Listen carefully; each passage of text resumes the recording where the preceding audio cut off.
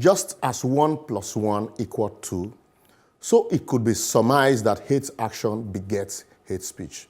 No surprises there. Hate speech, guilty as charged. Love those who hate you is a biblical injunction even some Pentecostal pastors in Nigeria will find difficult to keep.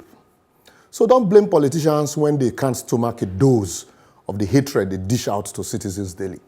Otherwise, how do you describe the gun-trotting, siren-blaring, neck-breaking speed of political office holders as they chase away other road users while rushing to govern mere mortals like you and I? It's only someone you hate very much that you will chase off the road in such manner. You can call it hate chase if you like. So before you charge me for hate speech, the Nigerian government should be aware that its action and inaction does not encourage peace, justice, and harmony, but breed hatred, anger, and disdain from those that should ordinarily love them. Like Fela sang, if I say $1 = 362 naira, it's old news. What if I say government charges 30% import duties on used vehicles and 70% on brand new ones, yet we are not producing or plan to start producing any of these vehicles? You will say it go bad before it good. I told you cement is at 2,550 naira, the highest in the world. How common man go take build house? Government will say we all can't own houses. Old story. Government has not even been able to fix electricity supply in 30 years, despite over $30 billion budgetary provision. You will say now today. Dilapidated school structures all over the several states in the country, including the federal government colleges. You will say we are used to it.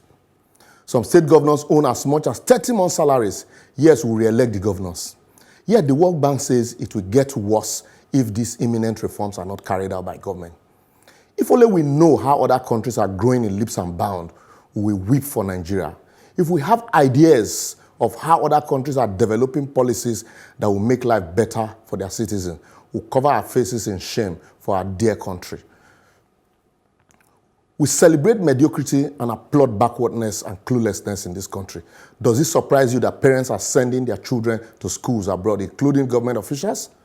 What is the developmental blueprint for Nigeria? Sorry, strike that out. That's hate speech.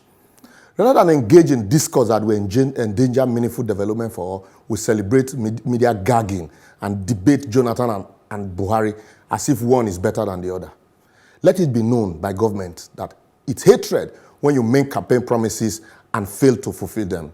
It's hatred when you promise to build a road before election, but after election you leave the road to dilapidate and it leads to the death of many.